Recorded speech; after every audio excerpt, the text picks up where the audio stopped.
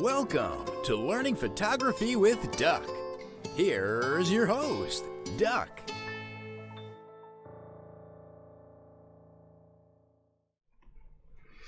All right, welcome everybody. Back on, I lost the audio. Oh, who's that? That's Bob. I lost the audio. So Oh. log out and come back on. Oh, okay. Well, glad you got it fixed.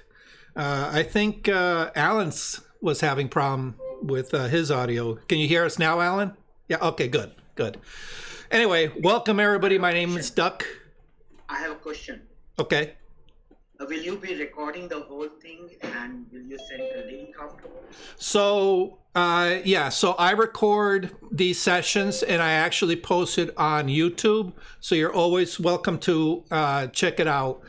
I try to get, as soon as we close the session, I try to format the video and get it up as soon as possible. But sometimes it may take me a day or two depending on what I got going. But I try to get it that night. So... just look for Learn Photography with Duck on YouTube and you'll find tonight's episode uploaded, probably tomorrow, and then past episodes. Okay? Awesome. So we got quite a big crowd. Holy cow. It's nice to see all my P52 pals here. Welcome. We got some new people from the Milford area through Milford Photo. Welcome. All right. So awesome. It's going to be a great evening. So tonight's episode is on Lightroom. And for those of you who are new, I do these on Monday nights, the first 3 Mondays of the month. Tonight is Lightroom. Next Monday, it will be Photoshop. And then the third Monday, I tend to have it kind of like an open Q&A, whatever you might happen to be having a problems with, whether it's camera, whether it's lighting, whether it's editing, whatever it is, feel free to post your questions and I'll try to help you out as best you can. Sometimes some of our members who are attending the session may have the answer for you as well. So everybody's welcome to kind of chip in.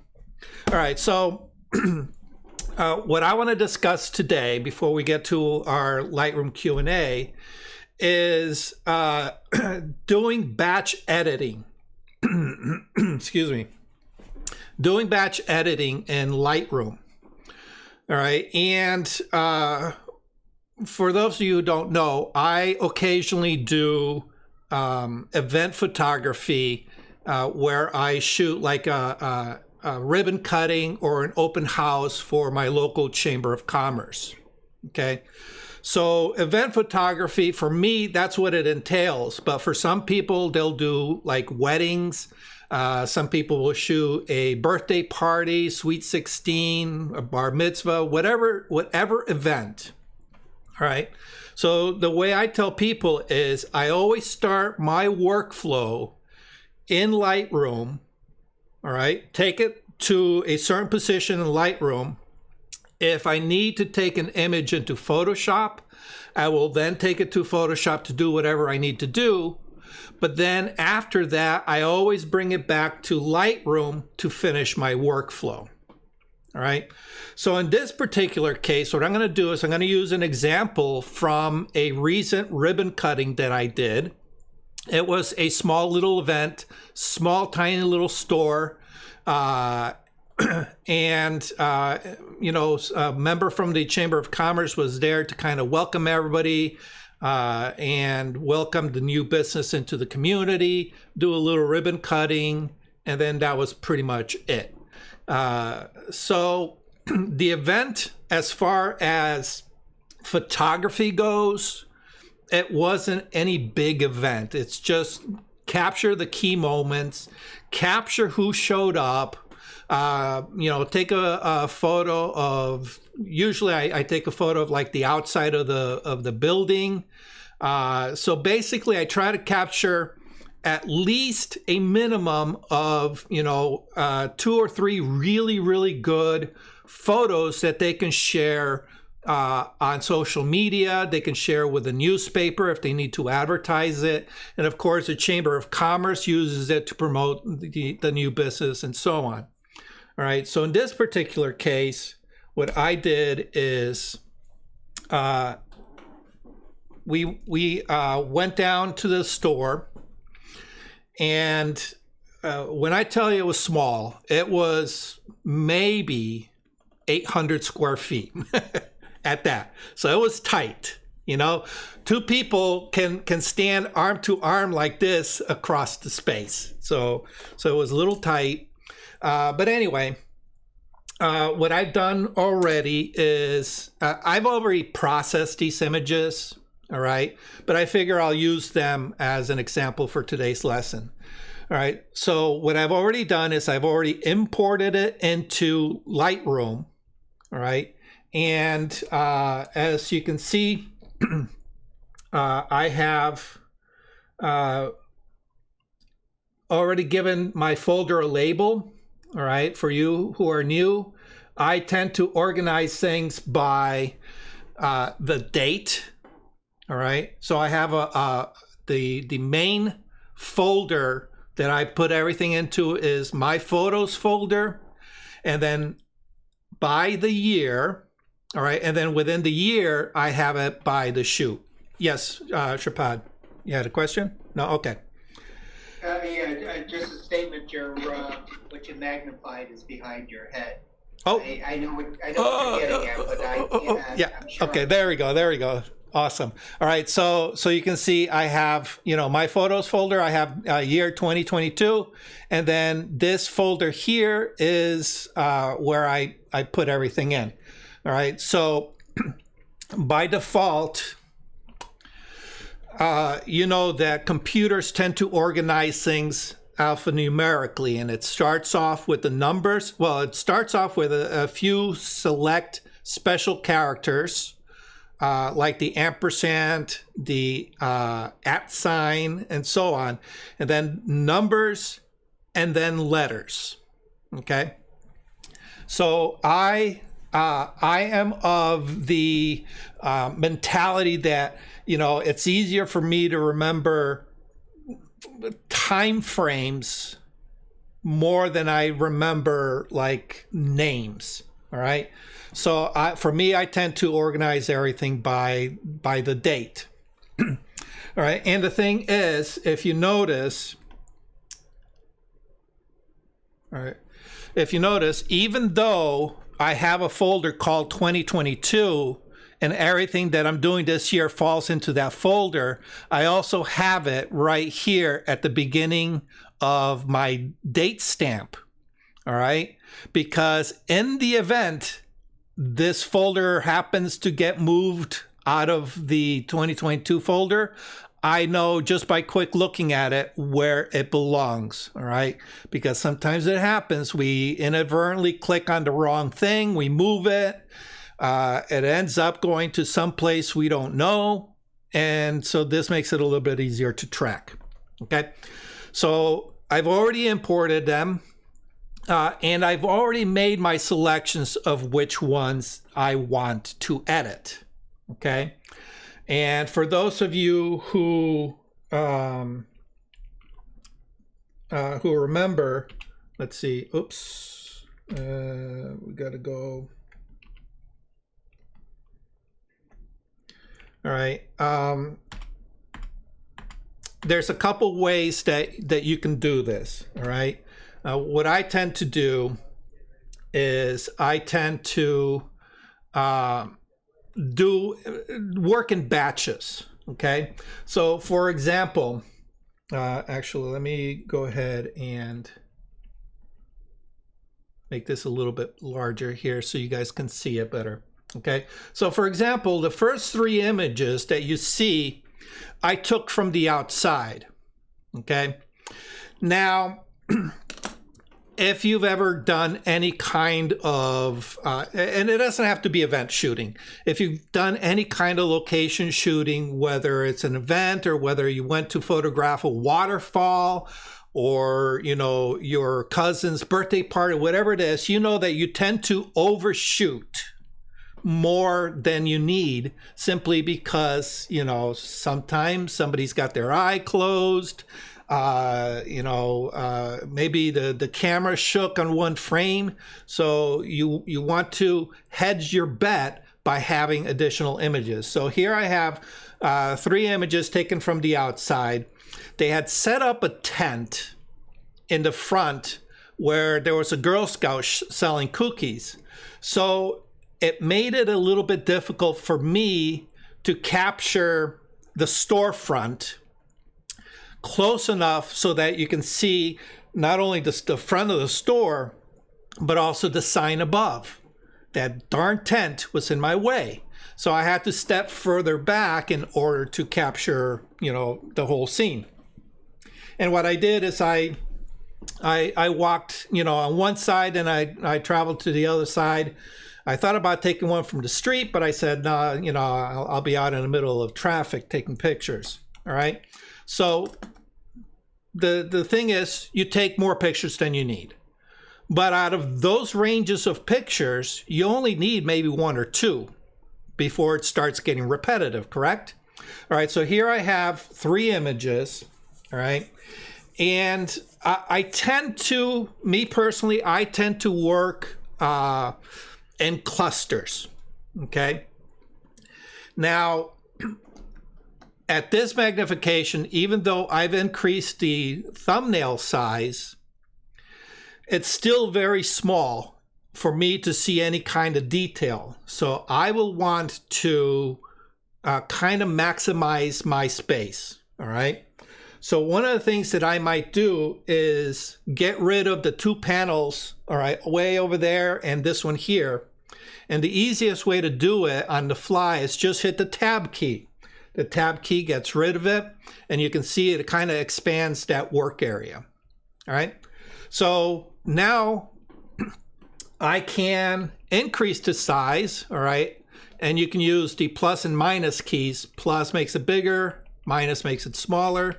All right, so I can do this, all right, but it becomes a little awkward because when I want to see more, I have to now hit the minus key, and it just becomes a little awkward, all right? So I tend to put it to a size that is relatively easy for me to identify the groups, not necessarily see the detail. All right. So in this case, I've identified my first group and I've selected them. All right. And to select, you just click on the first image, shift, click on the last image that you want in the group, and they're all selected. Okay. And here is where I will switch my view to a survey mode. All right. And the survey mode, the shortcut key is the letter N on the keyboard, letter N, okay? And this allows me to really fill the screen with just the images that I want to compare, okay? So when I look at it, I says, okay, well, even though these are all 3 of the front, all right, the first 2 are very similar. Oh, I'm going out of frame here. First 2 are very similar. The third one is different. So I can probably keep the third one, okay? Or I can, just pick one of the first 2 and call it a day, all right? So at this point, what I might do is say, okay, well, the third one, so I'm going to go ahead and select it, all right? And here's a little pet peeve of mine with the way Lightroom has their UI. As you can tell, there's a dark outline on that last image, but it's so thin, it's almost like it's not even there. So you kind of have to pay a little close attention to what you're doing. I wish they would make it a little bit more obvious as to what was selected. Okay. All right. And then at that point, I can go ahead and pick it. All right. And the way. Doug? Yeah. Yeah, the X on that picture, does that mean that's the last picture, or is it the one that you chose? Oh. Nope. So what happens is as you hover the mouse little icons are going to pop up. And that X actually will remove it out of the compare mode, okay? So if you say, okay, like for example, the first two images are very similar. And it says, okay, so I can look at the first one and compare it to the second one. I can say, okay, well, the person on the edge here, all right, right here is kind of looking out of the screen, but over here, you know, it's a little bit more discreet, and I can probably easily edit this out, okay? So which one do I want to keep? I might want to keep the second one, all right? So now I can hover over the first image and click on that X and it removes it, okay? But I like to work fast and, whoops, and like I said, I am a big fan of shortcut keys. So the shortcut to remove something out of the view is the backslash, okay, the backslash. All right, so just select the one that you want, hit the backslash, oh, I'm sorry, the forward slash. I always get those two mixed up. The forward slash. I'm doing this like you guys can understand that. The one with the question mark. The one with the question mark. Yes, perfect. Thank you. All right. So all I got to do is hit that and it removes it. Okay. And of course, as you remove images, it reconfigures to take up the whole space. So now I can say, okay, I like those two. I can go ahead and hit the flag. All right. And it picks them. Now, if you notice, I only have the first image selected. The second image is not. All right. I don't know if, let me see, if you can see the border. All right. You can see the dark border on the first image and no border on the second image, right? But even though the second image is not selected, it got flagged. Okay. And that's because there's a certain state that Lightroom is in. So let me go ahead and hit the tab key. All right. And what you'll want to do, depending on how comfortable you are, is with the auto sync button right down here. All right. On the lower right. What that means is it will auto synchronize every decision you make within a group. All right. So in this case, I have a group of 2 images. As soon as I hit the pick flag, it's going to synchronize that across those 2 images. Okay. Now, the one caveat I would say is sometimes if you have a group and you want to if you want to pick just one out of the group, but still, you know, without having to remove things, it might be better for you to make that auto sync off. Take that auto sync off, okay? Just by clicking on it. Oops. On this little tab right here, okay? That little switch will turn the auto sync off. All right. Did you get that? Okay. All right. So now what I've done is I've deselected it all. All right. Let me go here. All right. And I say, okay, I want to select the first image. All right. If I hit the letter P on the keyboard for pick, it flags it as a pick. And let's see if I can do it without. I am so in the way. Hold on. Let me.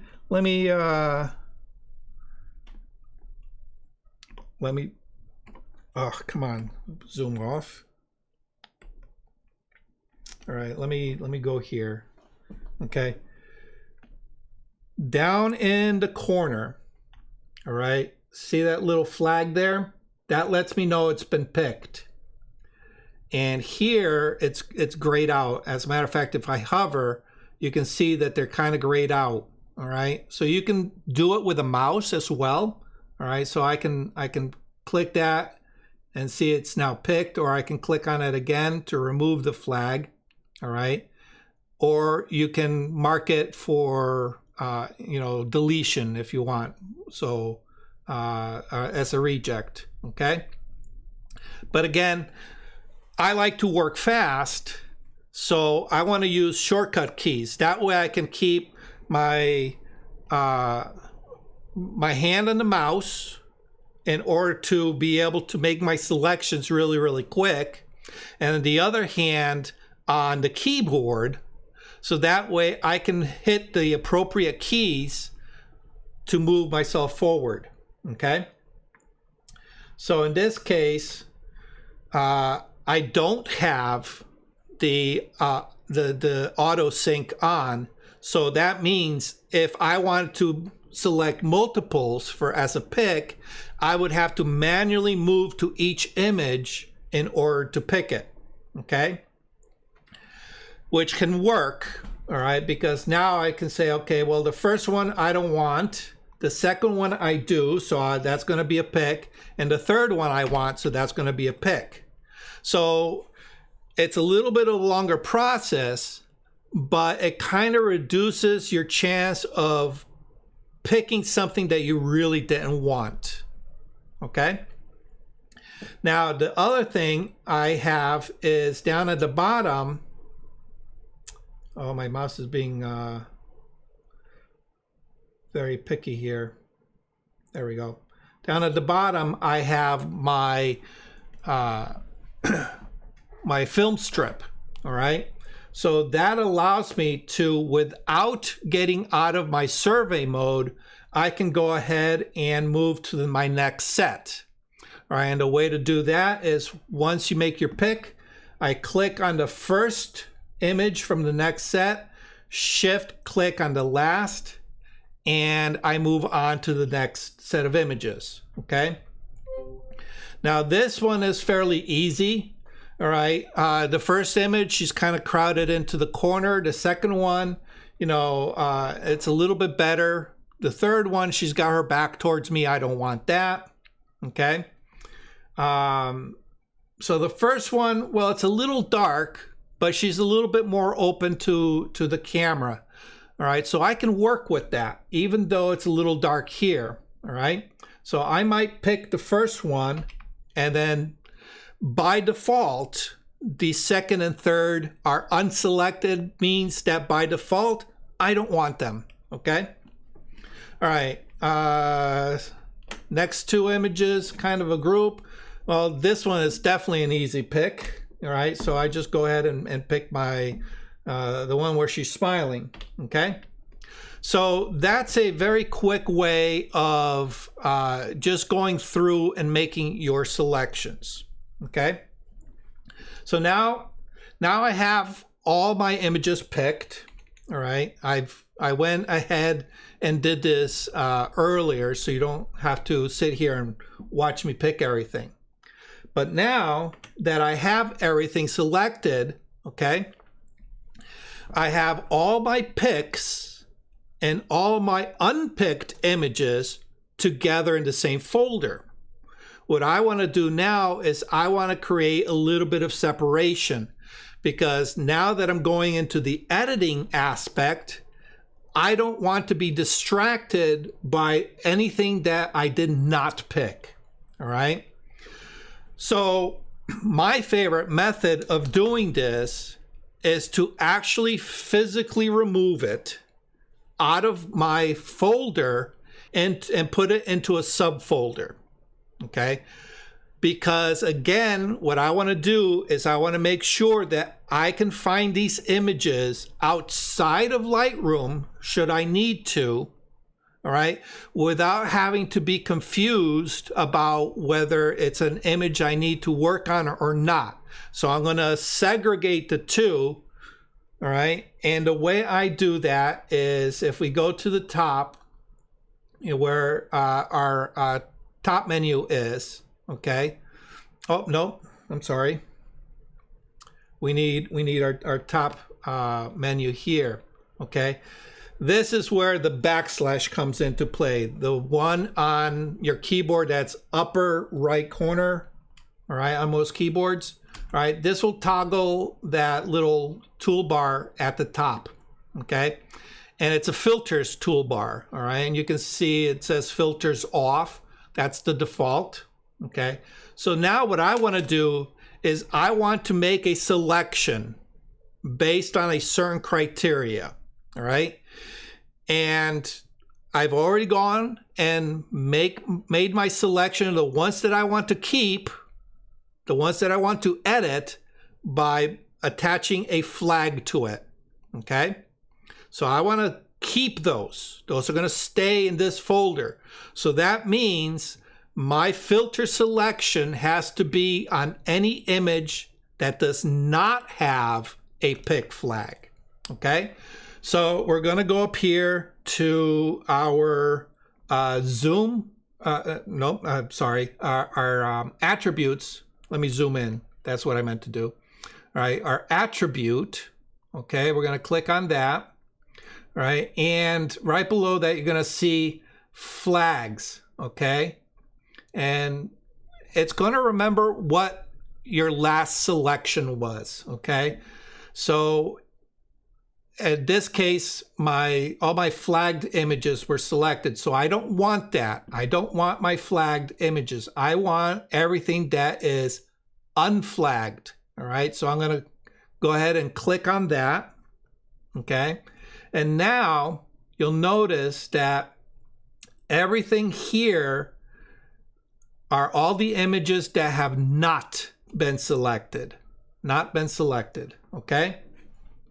So now what I want to do is I want to move those out of my way. All right, Control A selects everything. All right, Command A for you people. Actually, you know what? I'm not sharing my screen, am I? Let me share my screen so it makes it easier for you guys. Yes, you are. You're sharing. Well, I'm not, but let's see. Because there we go. Now we're sharing. All right, sharing. You see a little bit better. Okay. But sometimes if you're not sharing, you go and you pin the. Yeah. That's another way. Yeah, you can pin it. We tried that before, but some people said that it looks a little blurry on some people's computers. All right. Okay. So I have all these images selected. All right, Control Command A selects all. And what I'm going to do is I'm going to come over to my folder here. Okay, oops, there we go. And I'm going to right click.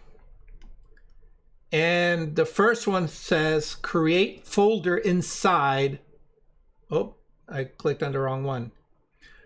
I'm sorry, create folder inside 2022-04-23 Brian Lazat. That was the name of the owner. So I want to, what did I do? I clicked on something wrong here. What is going on here? There we go. Attribute, there we go. Control A, right click, create folder inside 2022.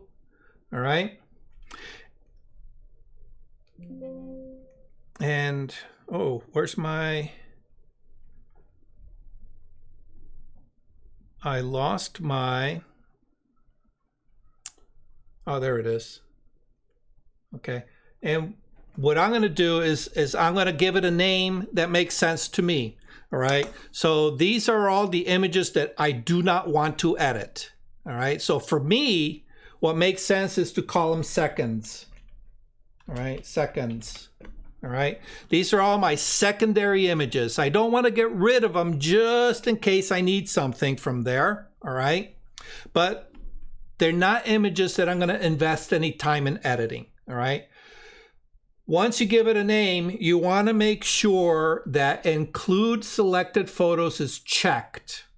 all right? Because what it's going to do is it's going to create a folder and then move all your selected photos into that second folder, okay? Hit create, and you can see, bam, bam, bam, bam, bam, it's moving everything out of here, all right?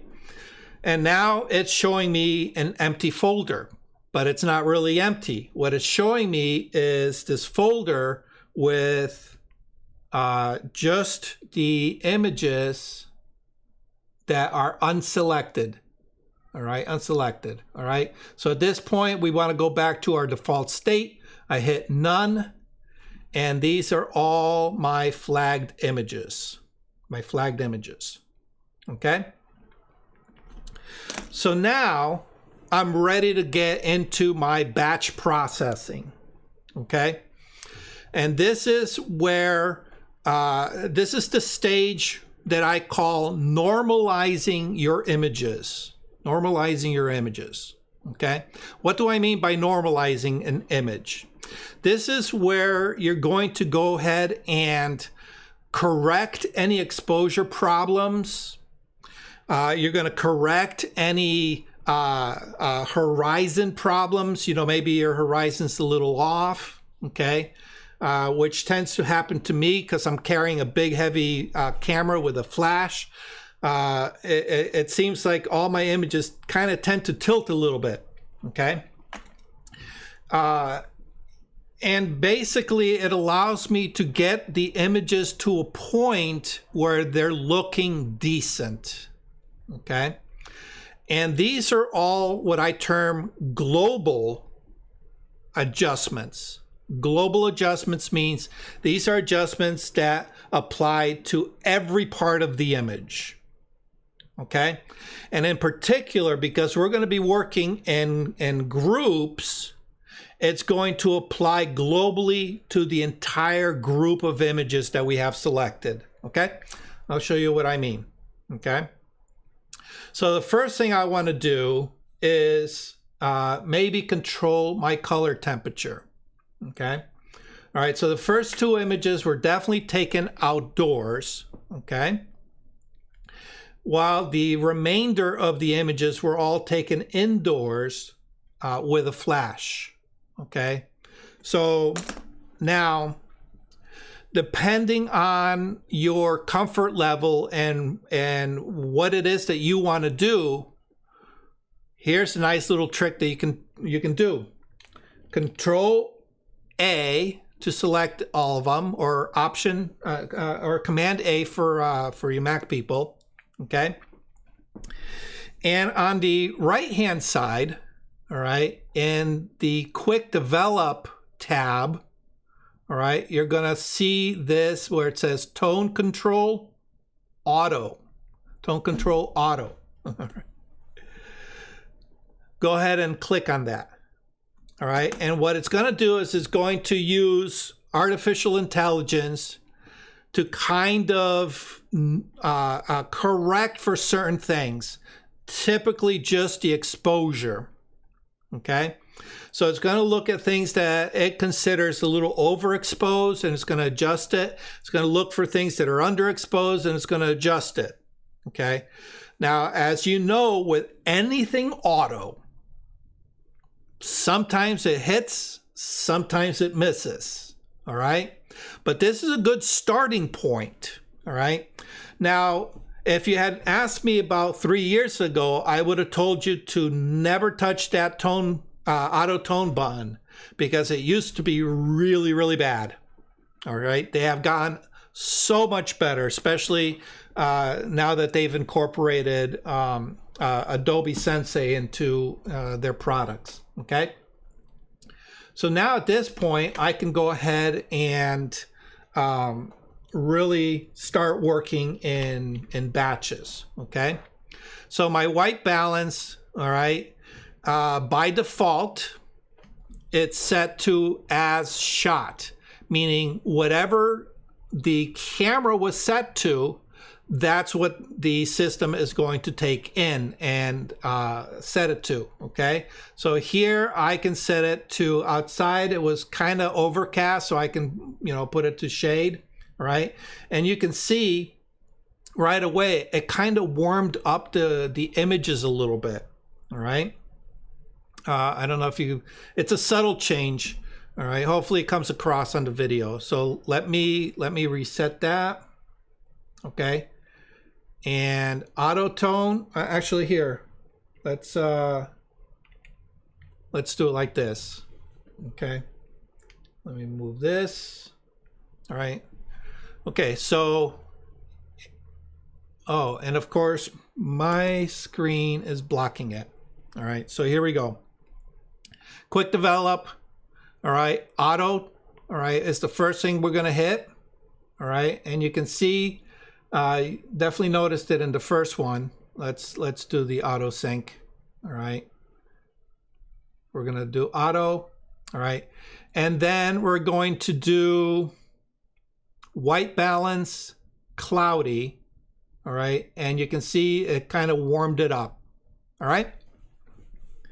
So right there, just with those two buttons, I've already gone way ahead of my editing, all right?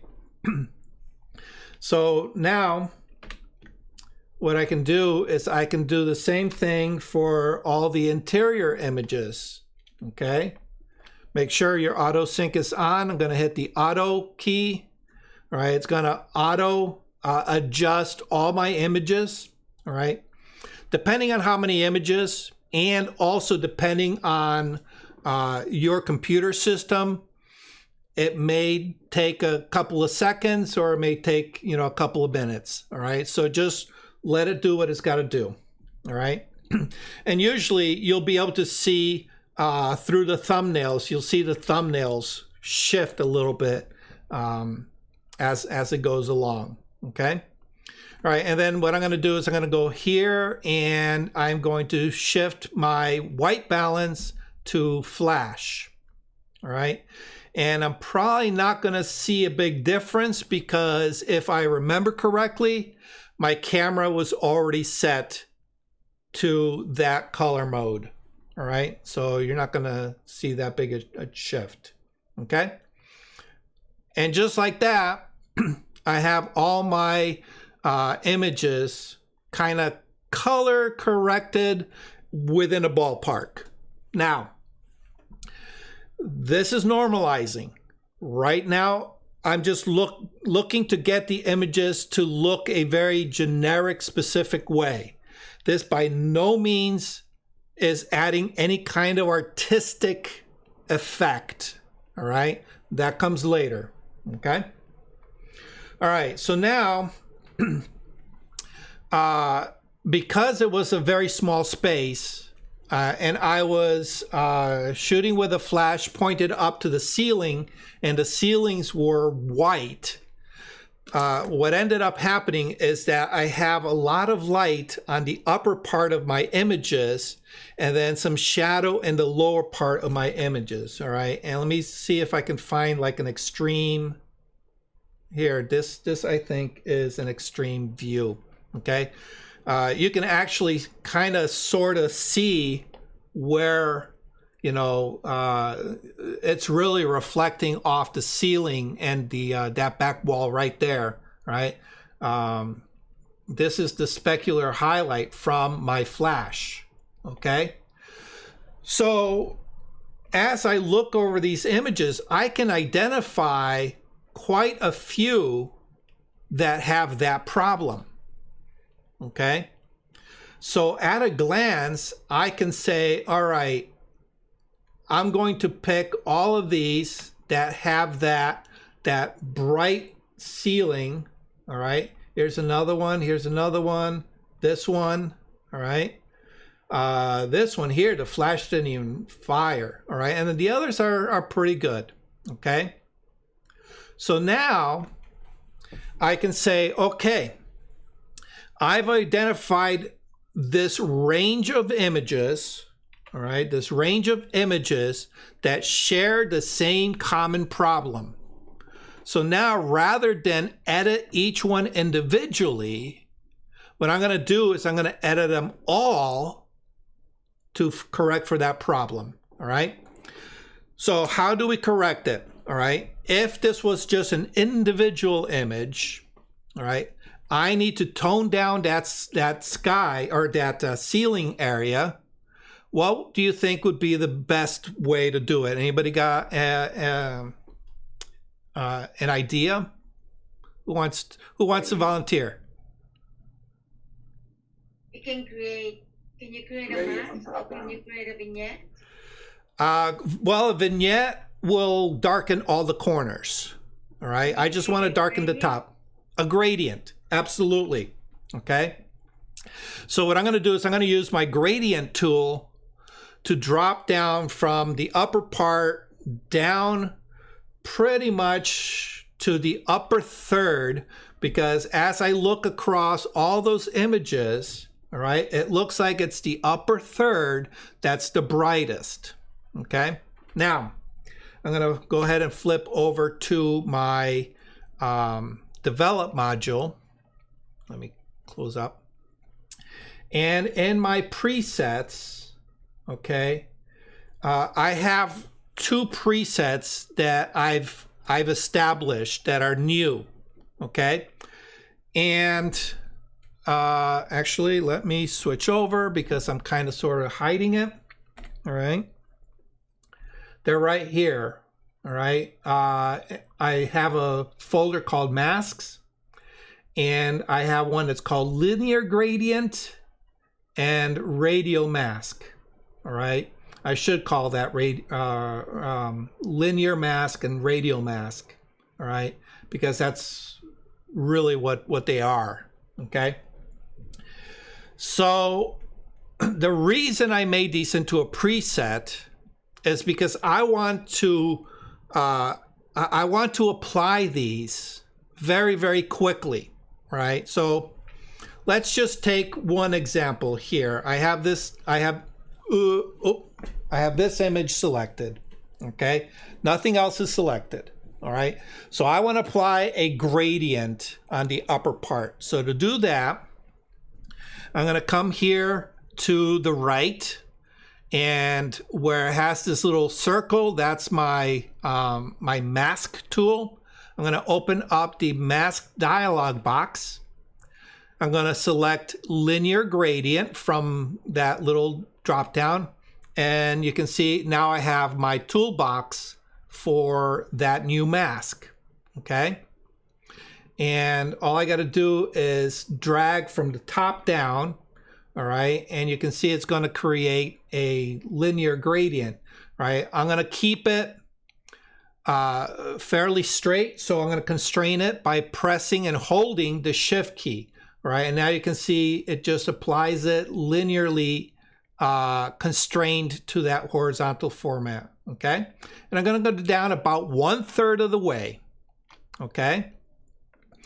And if you notice, I have the show overlay clicked, all right? So that means it's going to give it this kind of red tint based on my mask overlay example, all right? So I can uncheck that, because what I want to do is I want to see how much I want to apply, all right? So in this case, I'm going to apply a negative exposure range, okay? And it says, well, that kind of darkens it a little bit, all right?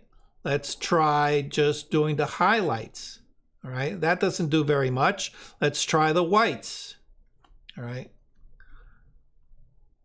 Oh, there we go. The whites kind of do that. I'm losing a little bit of contrast, so maybe I'm not going to drop it down as much, and then drop down the exposure, maybe punch up the contrast just a little bit, okay? And call that done, all right? So you can see it really doesn't take much to correct that problem. However, I have to do it to all of those images, okay? So now, instead of having to go to the mask tool, open it up, make my linear selection, apply it, modify whatever, I've created a, let me get out of there. I created a preset that allows me to, with one click, do the exact same thing. All right, so let me go ahead and delete this. I'm just gonna delete all masks, okay? And with one click, it's applied that linear gradient, okay? It's applied the linear gradient. Now all I gotta do is come here and make my adjustment, all right? Which I already figure it's a little bit of negative exposure, a little negative on the white, and a little push on the contrast. And I'm done, okay? Now I want to do it to all of the ones that I have selected, all right? So I'm going to go ahead and delete this again, all right? Get out of here, go back, and make my selection. This one, holding down the control key, I'm going to select this one, this one, this one, this one. Which one's this one, and do I need, well, I'll do that one later. All right, so now I have 7 images selected. All right, and you can see right here it says 7 selected. All right, now all I got to do is go to my develop module. Okay, even though I'm only seeing one, I know all 7 are selected. All right, I'm going to click on, nope, excuse me. Make sure the auto sync is selected by that little key tab there. Okay, and then I'm going to click on my linear gradient. All right, open up my linear gradient here. Okay, linear gradient, there we go. All right, make my adjustment, contrast, my whites, there we go. Okay, and now all I got to do is double check everything. Go to my next image, there's that same gradient, you can see it right here. All right, click on the next one, there's that same gradient. Click on the next one, there's the same gradient. All right, if I need to make a little adjustment, realize that it's going to adjust it to all of them. All right, okay, there we go. All right, click on the next one.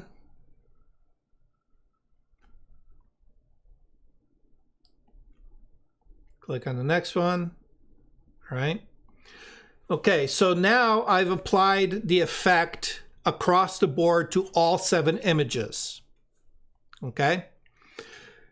At this point, if I need to tweak certain ones, like for example, this one's looking a little bit too dark. Okay. If I make any changes to this, it's going to apply it to all the images. All right, all 7 images. So at this point, I have the basics already established. I don't have to go multiple clicks to add the gradient. I can now deselect everything but that one. All right, and to deselect, all you got to do is click on the frame, not the image. All right, so down here. If I click on the image, it's not going to deselect everything. I got to click on the frame and it will unselect everything but that one. Okay, so now I can, oh, it added a second one. I don't know why. I think I did something, oops, there we go. I did something wrong. Linear gradient, there we go. Okay, so now I can, keeping that open, I can go to my next one. Oh, what the heck?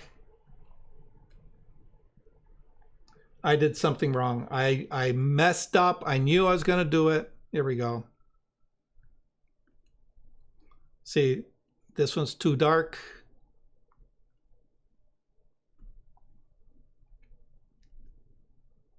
Oh no, this one I didn't apply. Duh, that's why.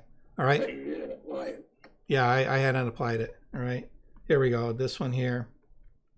Okay, there we go. This one here, I want to apply it twice. Okay. Oh, that one I didn't do anything to that one. All right. So you can go ahead. Oh, see, look at that. I must have clicked twice on those images. All right. Okay. Make sure you don't. Come on.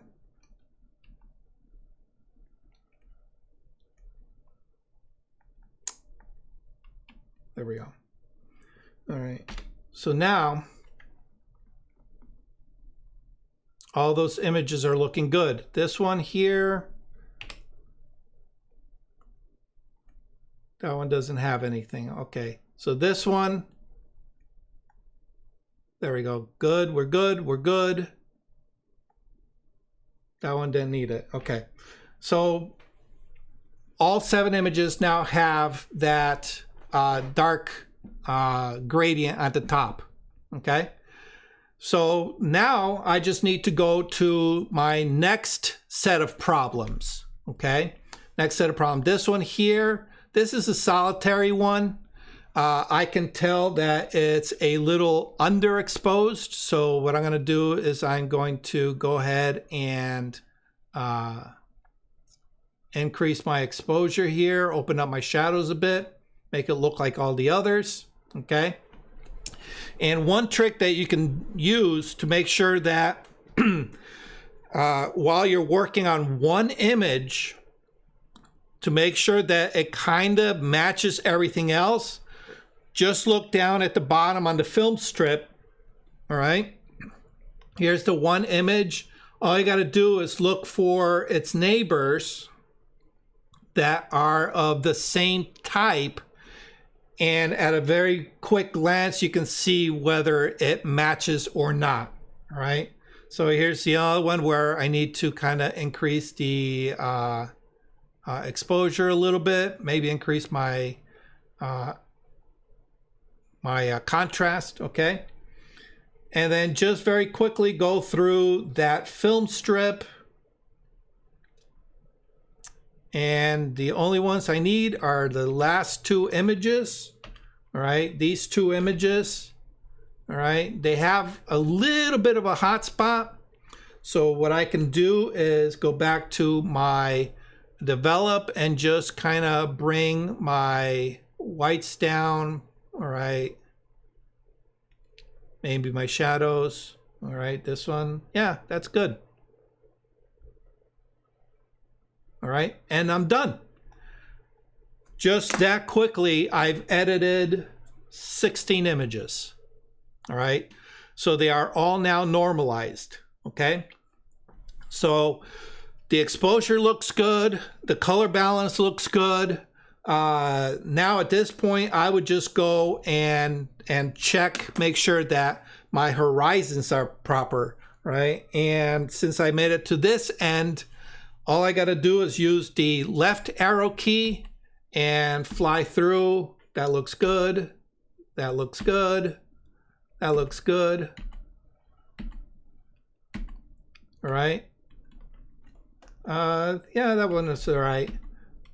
Oh, this one looks a little crooked, so I can go and maybe correct this a little bit. Okay. I hit the letter R to go into my crop tool.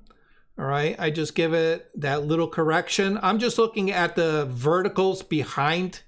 All right. Now, the thing here is because I'm using a very wide lens, my verticals on the left and on the right are going to be keystoned. The ones in the center of the frame are going to be up and down. So that's the one that I want to make sure that are straight up and down. So I'm looking at the ones in the middle of the frame. All right, we see that upright for the shelf. All right, so as I move my my crop, it puts up this grid, and I can use that grid to kind of help me line things up. So I get my centers looking nice and straight. Okay.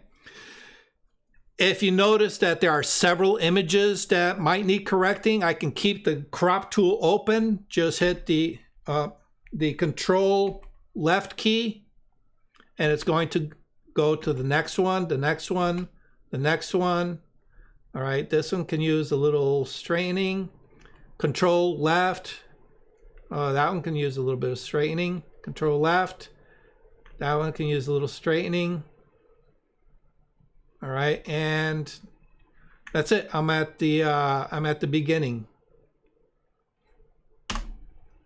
All right, just like that, I've normalized. I've selected and normalized 16 images. Okay. Now, at this point, I can call it quits, say job done, spit it out, send the images to, you know, your photo gallery, to your client, to wherever, social media, whatever you need to do. Or you can say, well, you know, I want to take it to that next level. And then we've applied a bunch of global adjustments. All right, now we can go and maybe do some local adjustments. Okay, so for example, this third image here, I mentioned earlier that this person standing on the edge of the frame is a little on the dark side. Okay, so maybe, you know, I want to brighten her up. Okay, so for that, my favorite thing to use is the Radial Gradient. Okay, so at this point, I can create a little bit of a Radial Gradient, put it right on her. All right, get rid of that overlay and maybe up the exposure just a slight bit, the highlights, whites. Okay, maybe open up the shadows just a touch. And if you notice, I'm not going very heavy-handed. All right, if we actually look, all right, they're only a few points apart here. Okay, you don't need very much.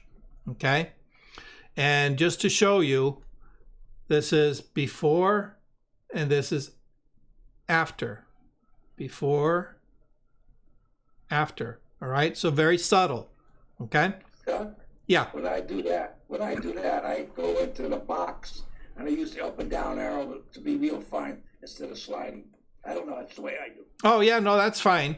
I use a pen tablet, so I have that fine control over the sliders. But if you don't, you're absolutely right. What you can do is just like whatever it is that you want to adjust. Okay.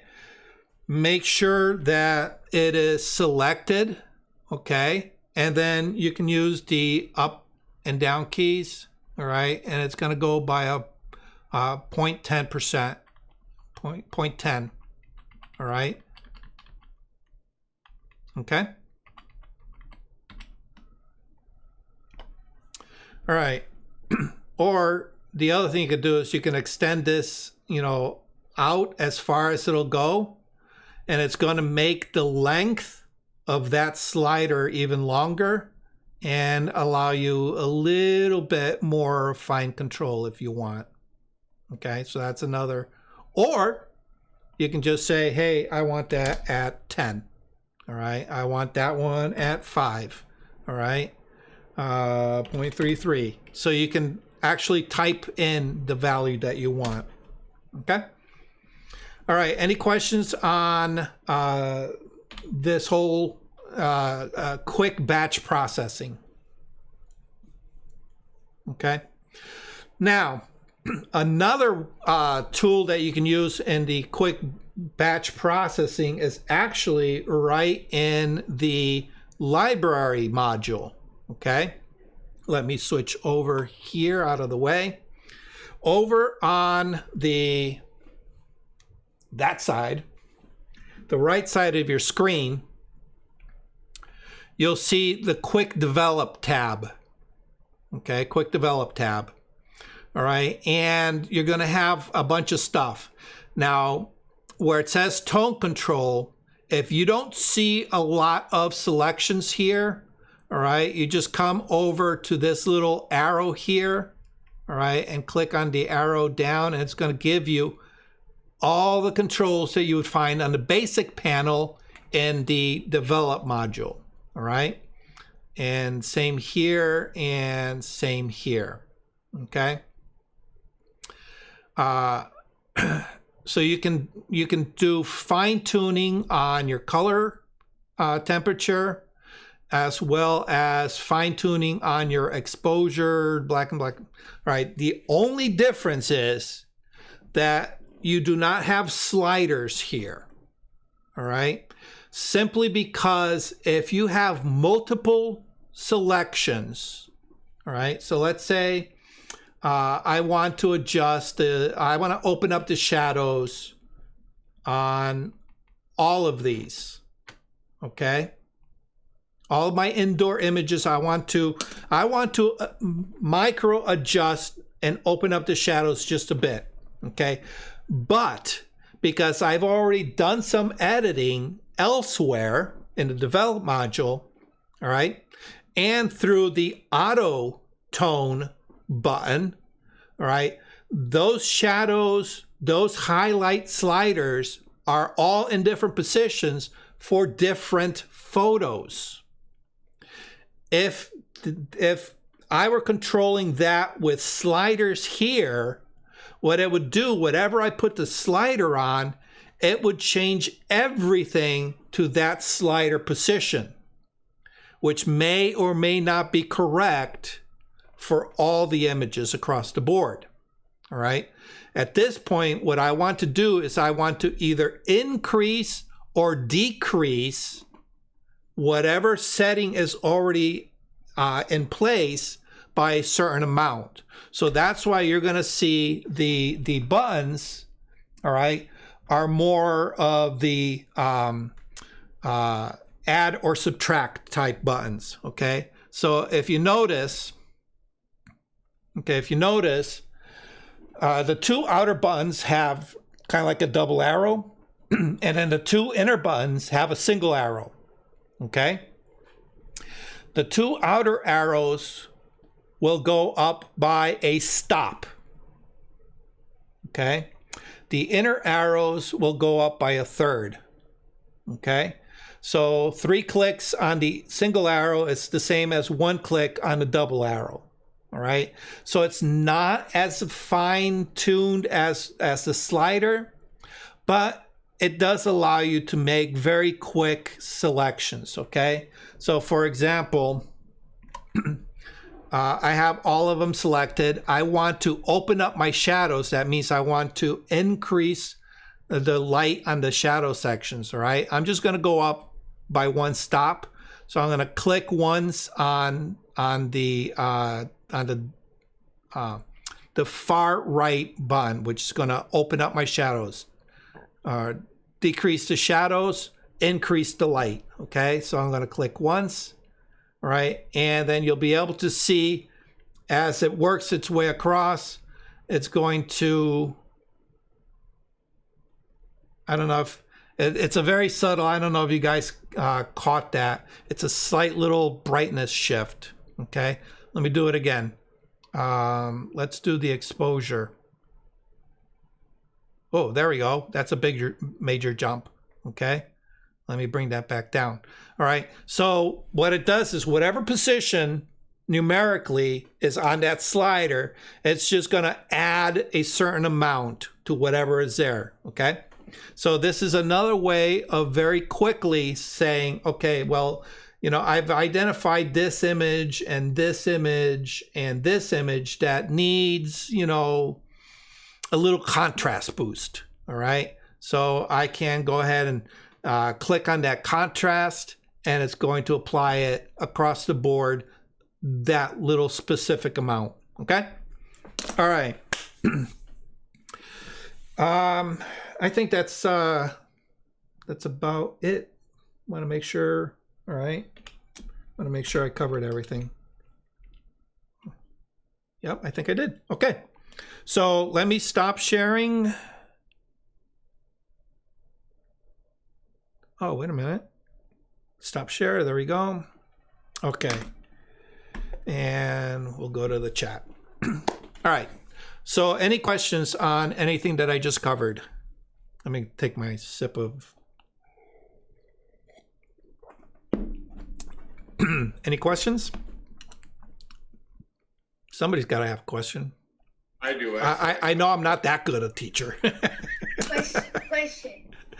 Well, If you have hold on. Jason had a question first. Then go first. That's okay. Okay, Lee, yeah, he's letting you go first. Oh, thank you. You're so kind. If you have to crop, straight an image, can you straighten it a batch? Yes. If you have a building that Well- to straight, is that feasible or is just something that you will do individually rather than batch? Okay. Yes and no. Okay. Yes, you can batch process that tilt shift. Okay. However, you have to understand under what situations you can apply that. All right.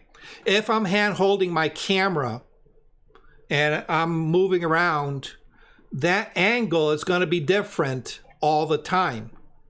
So if I make a global adjustment by a certain amount of degrees, it's not going to correct all those images. All right. So let's say 3 images have a 3-degree tilt. 2 of them have 5-degree. One of them, I don't know what I was thinking. I did a Dutch angle, and if I say, okay, I'm going to select all those that have crazy angles and I'm going to correct based on just that one image that I look at. And let's say I only correct for that 3-degree tilt. Well, the one that's got 5-degree, it's going to correct 3 degrees of it, but it's going to leave 2. And that crazy Dutch tilt, well, who knows what it's going to do, all right? If I correct to the left, anything that has an angle to the right, it's just going to increase, all right? Where it comes into effect is, let's say you were on a tripod and, some reason halfway through your shoot, you knocked it. All right. And you took 20 frames. All right. Let's say you want to do something specific with the 20 frames. And out of those 20 frames, 10 of them are because you accidentally knocked it and didn't realize it. Now they're all off by the exact same angle because they were all on tripod. At that point, you can select them all, correct it, and then you're good to go. All right, so it really is dependent on your situation. So, as far as there's a tool that allows you to correct for that keystoning. All right, that's another one where you probably can apply globally. All right, if you use the same lens at the same focal distance. All right.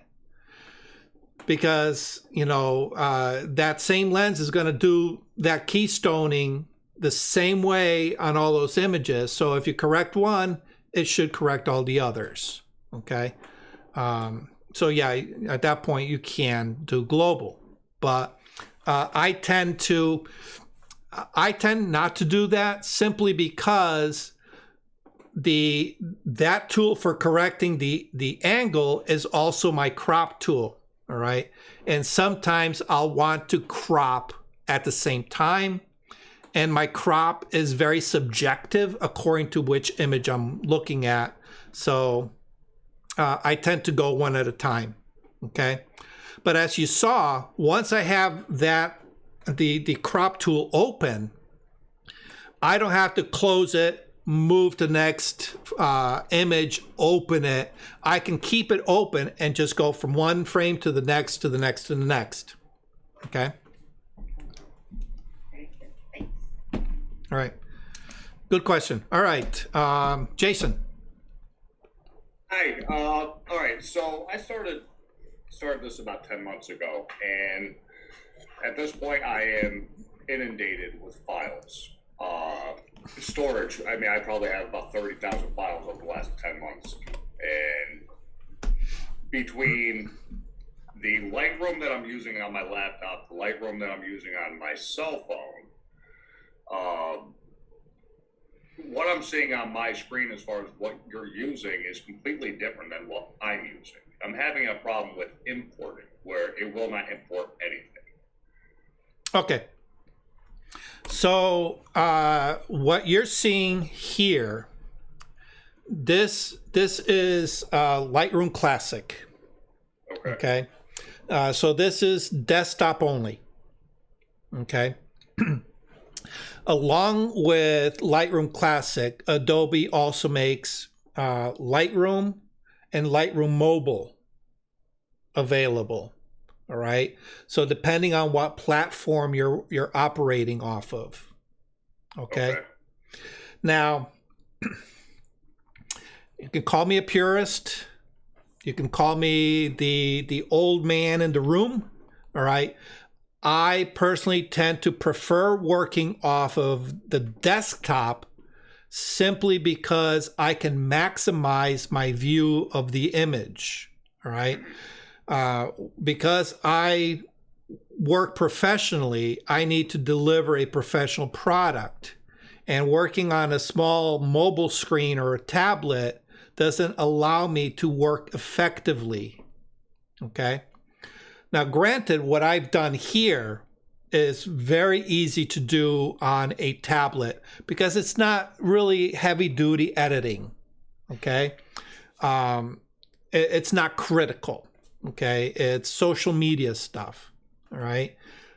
So that's something that you can use the mobile version or the regular Lightroom stuff. However, you also got to realize that those are lighter versions of the software that I'm showing you here. All right, and what I mean by lighter is that doesn't have all the features that the desktop version has. Okay, so there are tools here that I'm probably showing you that may not be available with the regular Lightroom or Lightroom Mobile. Okay. I think what I have to do is get rid of the version that I have and get the Lightroom Classic, because the way this Lightroom is operating in my organization is absolutely terrible. Is completely different than what you guys are using and others that are, so it makes it difficult to learn on this program when you guys, I'm seeing it on a different one. So I'm going to go ahead and change the program. Well, like I just did an event this weekend for the Alexander Memorial Foundation. My first event, but I have 2,000 photos to go through. Yep. So this is why I signed up for this class, because I'm sitting there going, well, I don't have 20 minutes to dedicate per photo. Exactly. So. So you actually came in on the perfect lesson for today. Yeah. Absolutely. All right, very cool. Thank you very much. All right, so you have Adobe CC, right? You have the photographer's subscription package. Yeah. Yes. All right. So what your subscription comes with all three versions. Okay. Okay. So you can have all three versions open depending on what device you need. Okay. So what I would recommend, all right, is if you have your main machine that you do the majority of your editing on, put Lightroom Classic on that machine, okay? And I would recommend either a solid desktop workstation or a really good laptop. And for the laptop, you'll probably need external storage for all your images. Oh yeah. Okay. Yeah. I'm about maxed out here. All right. Well, let me ask you: do you work on a laptop or do you work on a desktop normally? Generally, so because of my budget, I was able to pick up, a laptop. It's very okay. low. That's perfect. This is what you. I'm sorry. What was that? This is how I have my laptop set up. All right, because I use my laptop when I go on location. Okay. I don't keep anything stored on my laptop. All right. As soon as I'm done with a job, it comes off the laptop into some kind of storage system. Okay. I'll usually bring it to my desktop. Okay. I just bought a new laptop and I bought a new desktop. So my system right now is in chaos. All right. So my laptop has 2 drives. Okay. It's got the drive that I use for my OS and it's got a drive that I use for storage. Okay. So what I do is when I go on location, everything from that location shot gets dumped into my laptop, storage on my laptop. All right. Because I'm not working to an external drive, I can work rather quickly using the power of the laptop. All right. So I can fly through all my edits right on my laptop. Okay. And then when I'm done, I can kick them out, export them to the JPEGs that I need. Once they're exported, then I can take that project, move it off the laptop and put it where I need to, whether it's my desktop or, long-term storage. So for you, it'll probably be long-term storage. Okay. If you need to get back to that, it's available there. All right. And usually what I find, by the time I need to go to that storage system, it might be for just 1 or 2 little items. It's not for a full workflow. So working off of the drive at that point is not a big deal.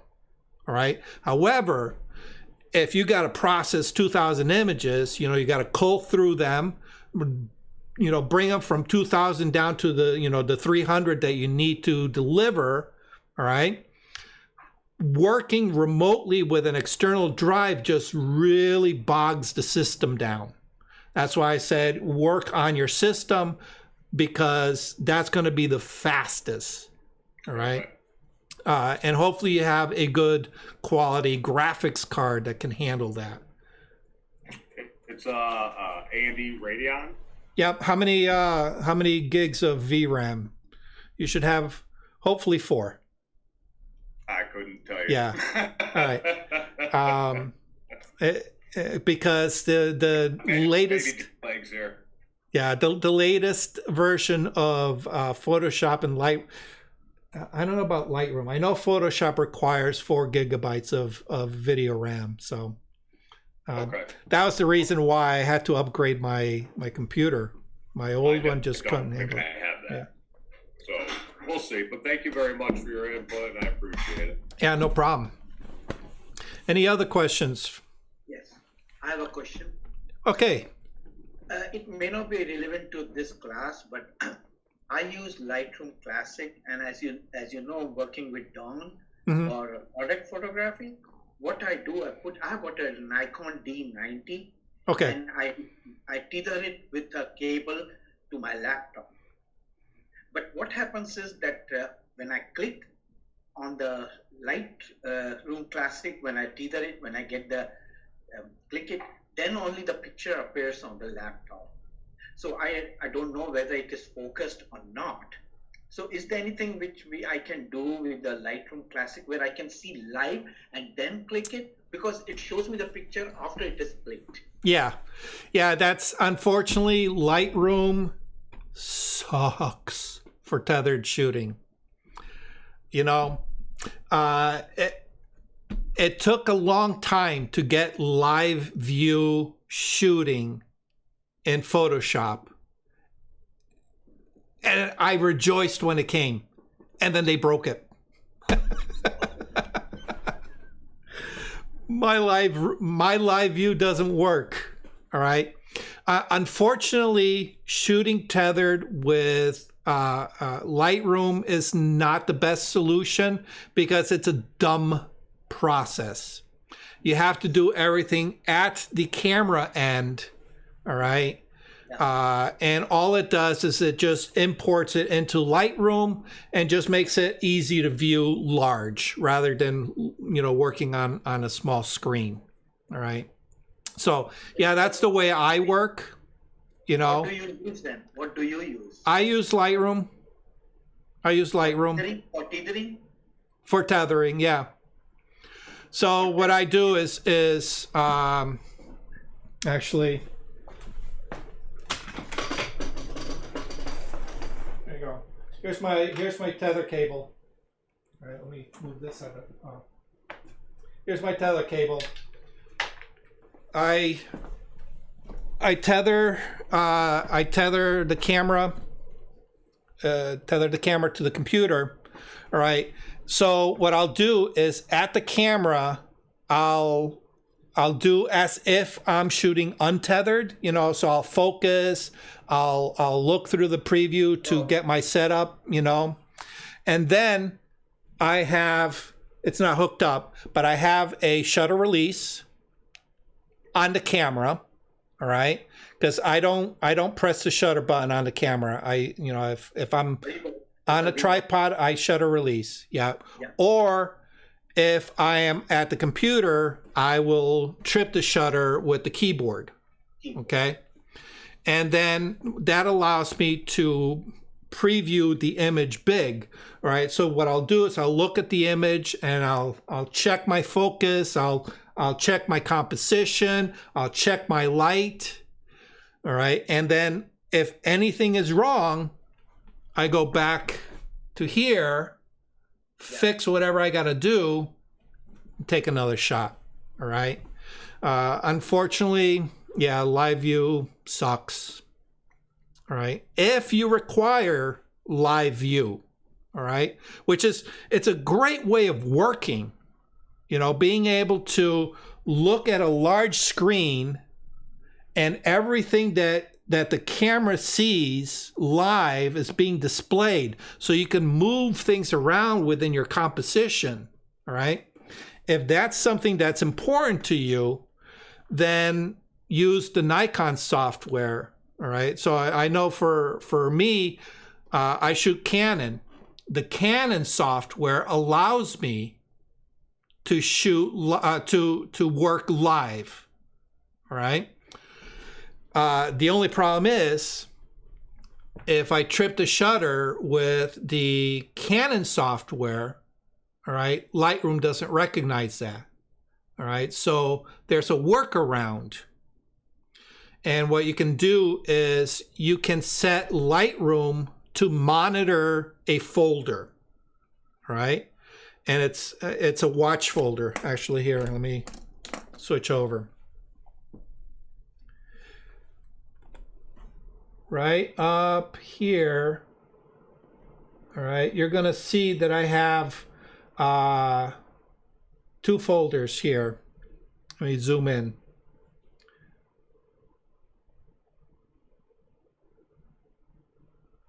Okay, let me see.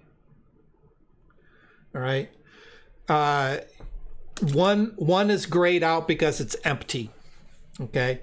One is called tethered, all right? And if you notice that there's a hashtag, remember earlier I said the way folders work is that it takes your computer OS hierarchy. Special characters float to the top of the list, then it's numbers and then letters, all right? So here, all right, if you notice right below it, I start my my folders by year, all right? So if I didn't have that hashtag, my tether folder would be all the way at the bottom of this list. I want it at the top because I use it a lot, okay? Right below that, I have a folder called the watch folder, all right? You can see it, it's grayed out. And like I said, the reason it's grayed out is because there's nothing in it, okay? These two folders are permanent folders on my system. Things go in it temporarily and then they get taken out, okay? So what I'll do is, all right, that watch folder is a permanent folder on my system. I will open up my Canon software. In your case, you'll open up your Nikon software, and you'll say, I want to shoot tethered. All right. The software is going to say, okay, we're going to take the images from your camera and we're going to move them and put them somewhere on your system. Where do you want me to put them? Well, I already have a folder. Okay. It's going to drop it right into that watch folder. Okay. So now in Lightroom, I can go edit. Let's see.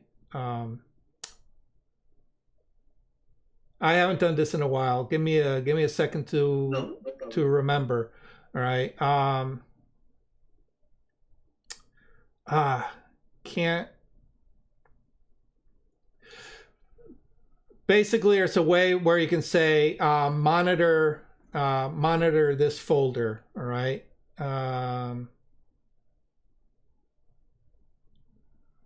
Is it import? No.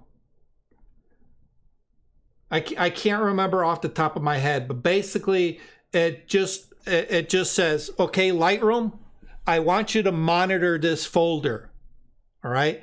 Anytime a new file pops into this folder, I want you to add it to the library. Okay.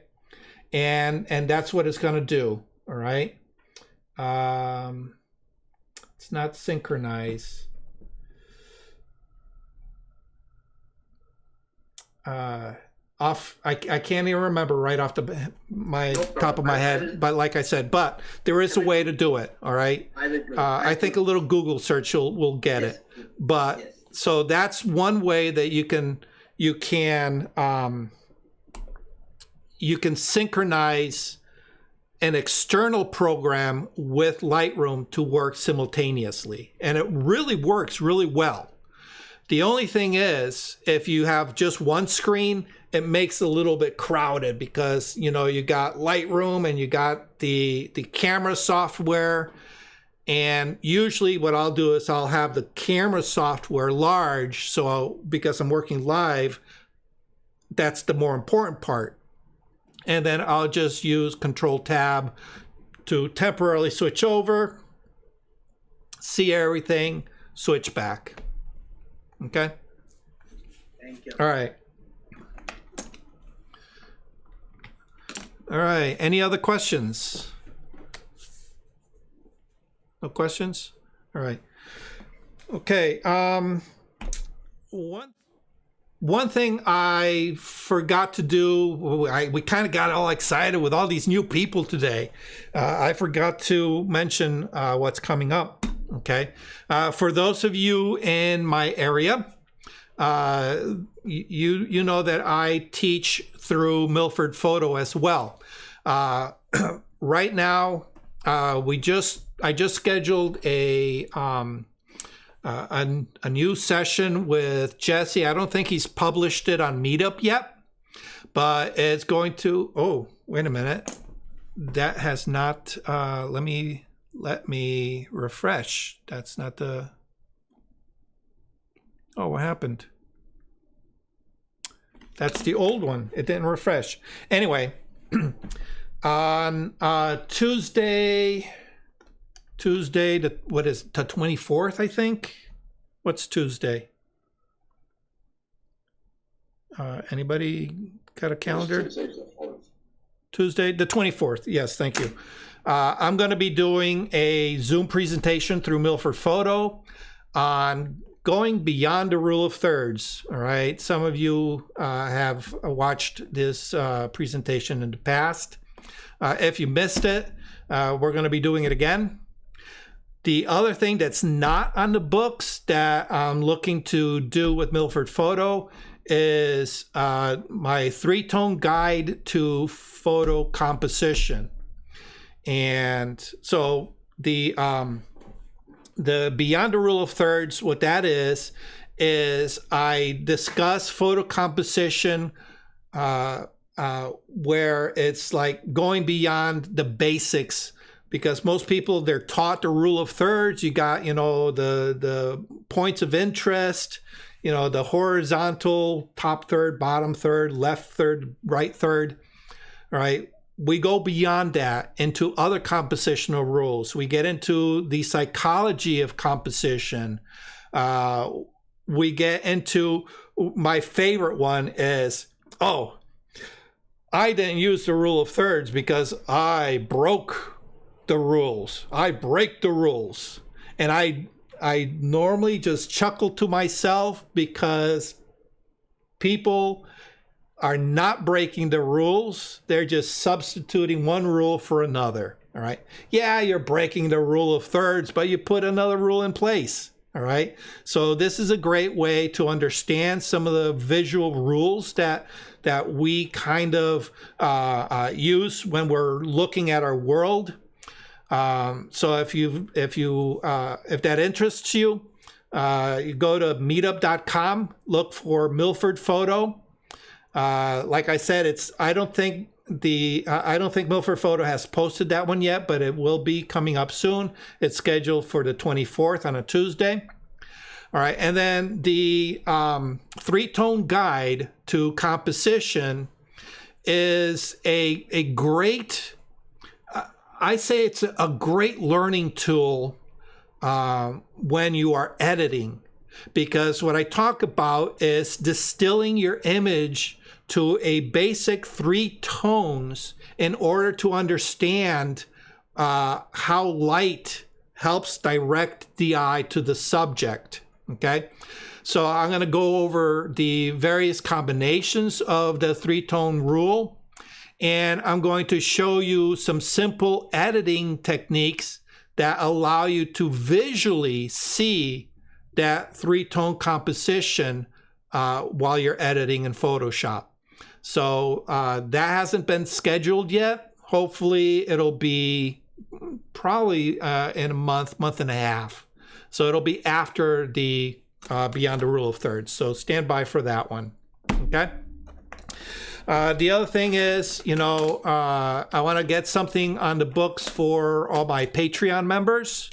So if you are one of my Patreons and you want something specific, I'm open for ideas right now. So I want to do something special for you guys.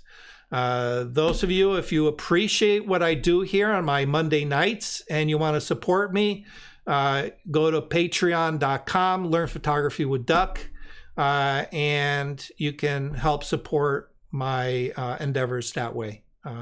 Simple $5 a month will get you into the door of the Patreon list. Okay. Anyway, if there are no further questions, I really appreciate everybody coming out. It was awesome seeing all these new people. Thank you. So hopefully you found this useful, and Yes. hopefully we'll see you back. Yes. All right. Thank you. Thank you, everybody. Good night, Doug. Good night. Very Good night, sweetheart. Well, it's time to go. Doo-doo-doo-doo. Take care, everybody. Thank you for watching Learning Photography with Duck. Brought to you in association with Milford Photo, your local full-service camera store. Located in downtown Milford, Connecticut, Milford Photo offers you a personalized shopping experience. From the latest camera gear to printing and framing services.